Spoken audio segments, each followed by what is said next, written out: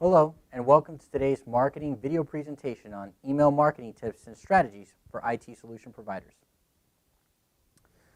So in this webcast, what we're going to cover is just different strategies, best practices to help you with your email marketing and cover a lot of the questions that we get all the time. Does it work? How does it work? How should I do it? How do I get a better rate of return? Who can I email to? When is it proper to email? What types of things should I email and how often? But before we get into all that, you really have to determine who your target audience is every time you're going to create an email in order for you to get the return that you really want. Do you want to email your current clients? Do you want to email your prospects?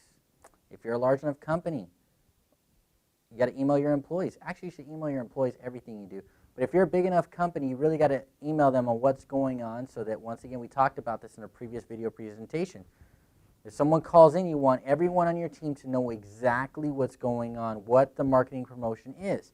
So if they do reach your help desk line for whatever reason, because they dialed wrong on the teleprompter, God bless the end user, you should be able to tell them exactly the information that they're looking for, right?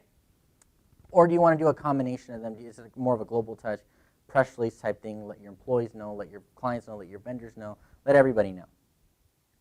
So why email marketing? The reason you do email marketing is, number one, it's probably the most cost-effective marketing media that you can possibly use.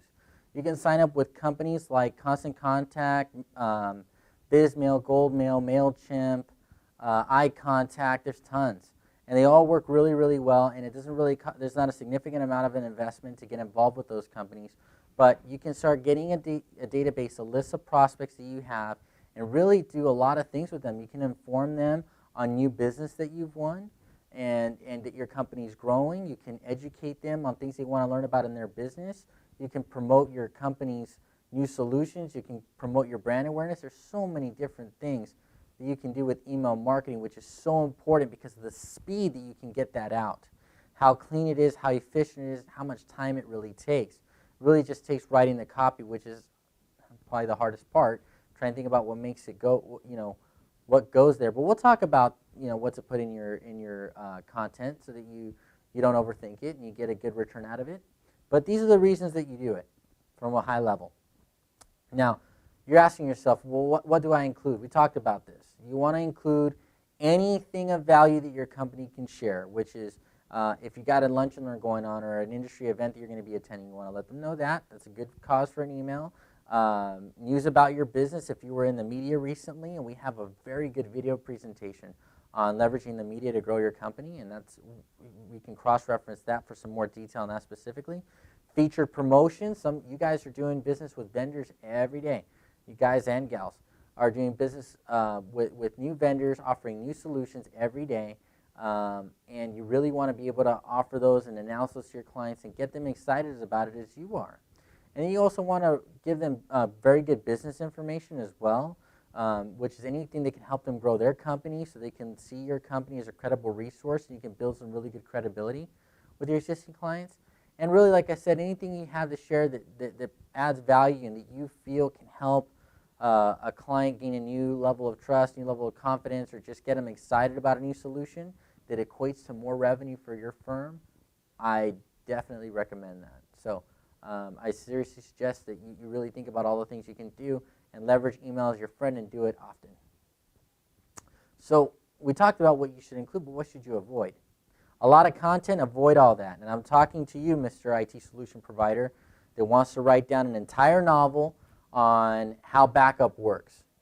We really got to learn how to keep that short and leverage curiosity. Remember, less is more. Give them just a taste of the business outcomes that particular solution solves, or what your company can provide for them that gives them a certain business outcome. Give them a little, let them click on the link, which is what you want them to do, and opt in for more information. And when they do that, you can give them a little more, all the way through the sales process. That's what keeps the momentum going. Avoid an over-the-top sales message either. A lot of punctuations and buy now, it slices, it dices, time's running out, and have an active HTML, because I know you guys are technically competent enough to put a counter, so the second they open it, they're counting down, and all that stuff doesn't work, because you wouldn't like that either. Remember, people are people. So make sure it's tasteful, but yes, get the message across, make sure there's a strong call to action. Too many colors, don't go image crazy. It's never going to load inside their inbox. The spam will catch it. It'll be counterproductive to what you want them to do. And like I said, don't ramble. Just keep it straight and to the point. Now, make sure that when you're going to do email marketing, that it is permission-based. You do not want to be labeled as a spammer. It's going to do a lot of bad things. It's going to ruin your company's credibility. You're going to get blacklisted with your email marketing engine that you use, and then your list is done, right? And you could be legally liable if they're really not opted in. You really want to follow best practices, be a good corporate citizen, and make sure you're following all the rules there. I really, really recommend that you build your own list. Make sure your clients, your prospects, your suspects, that your marketing campaigns are structured a certain way, because on the frequency that you're going to be emailing them is particularly important. Your suspects, you don't want to email them 2-3 times a day. You don't want to do that because it's going to turn them off and get them to opt out, which is counterproductive to what emails can do for you. Your clients, yes, you can inform your clients constantly what you're doing, to an extent as well. You let them know what all the things you're doing. They want to hear about that. They're in business with you. It's important, right? And your prospects got to hear about you a little bit more, because you want to make sure that you're doing your due diligence and doing a lot of the follow-up necessary to support that effort and convert them into a client. Never buy a list and email to it. I don't care who sells you a list with email addresses into it. Please call that entire list, get them to opt in, and tell them, yes, please, you're allowed to send me some information. Okay?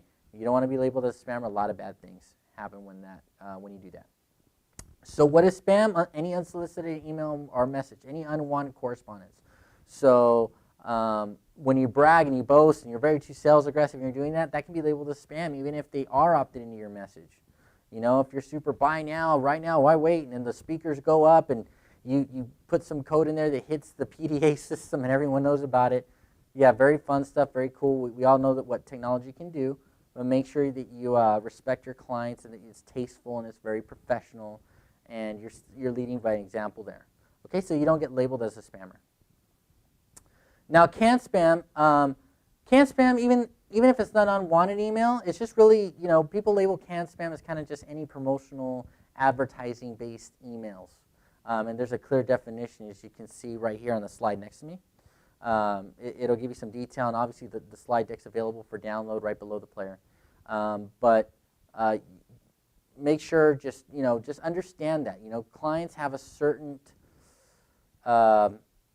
notion on anything that gets them to want to sell, and how it's designed and how it looks and how it follows that kind of brand that most companies use. It's going to be kind of labeled as canned spam, and they're not going to pay as much attention to it. So how you create differentiation, how you can separate yourself from being a canned spammer and just the average advertisement is where the fight's at. Be unique, use a specific subject line, don't use so many images, use a lot of text. We talked about that earlier, and that can help make the difference. Now, best practices. Please don't send your emails from a company name, info@cybertech.com or something like that. Whatever your company name is, don't do that, because that's, once again, easy to get caught in the spam filters. It's very impersonal. It gets that whole canned spam feel.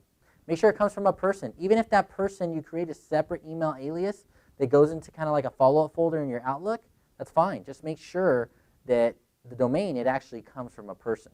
Okay? Balances the images with text. Don't use too much images. Don't use too much text. Make sure there's a good balance. You want it to look professional, but you want to make sure there's meaningful content that gets them to read and gets them to move forward. Proper grammar. Don't misspell anything, please. If you do, you get that high DC business owner, that high C that's looking at every single typographical error that you make and makes it think that it's a reflection of your company's standard and attention to detail. That'll kill the deal. And if you want more information on what I just said, DC or DISC, there's a very good video presentation on DISC profiles. I definitely suggest you jump right over there and watch it. Okay? Always link back to your website or your blog. The goal of an email is just to get them interested, get them back to your website. That's that 24-hour sales professional that's going to give enough information on anything they want to know about your company, more than you could ever contain into one email anyway. And most people want to just kind of read what's in the pane. So, in the world of mobile devices, most of us get our emails on our mobile phones. How small is that window? How much can they really read? If you get them to scroll down too much, It's not going to happen. Call to action's got to be nice, clear, perspective, have a good balance. And integrate the analytics in your campaign so you can track everything that's going on. So if you have a specific call to action, that's got to be labeled in your inside marketing plan, and you could use that to track its effectiveness. Let's go over some examples. Let's take a look. So you can see here, this is pretty professional, right? If you look at this, you can see it says, okay, it's got a top banner, it's got some good graphics, got a little emotional message. It kind of kicks it off, and there's a good balance. It's clean, right? But at the same token, too, these are things that they have to load in their system, especially if they're on mobile devices. They're going to have to load these images, so you're going to have to learn, instead of coding HTML, HTML5's right around the corner, so already in development, you got to learn that process too. But nonetheless, get a good feel of it. If you're not getting the return you're looking at, take the graphics down a notch. If you're still not getting what you're looking for, reduce the content a notch. But this is still professional. It's a good pass. But then, however, you definitely want to have just a pure text option. You want to be able to cross that barrier, especially if you're having low results. I definitely recommend, as a backup plan, you have a full text option that's available, and make sure that it's short and concise. The calls to action are right above the fold. As you can see, I only have to read a couple lines, and I can click to learn more. And if you want to learn more information, it's a little bit more down at the bottom, but it's pretty much all right there. So definitely have that as a backup plan. And that's it. That concludes our video presentation on email best practices. We can go into detail on every single type of email that you want to go into. RSS feeds, press releases, all that stuff. But this is a good overview. Please join us on future webcasts on email marketing best practices. Thank you so much.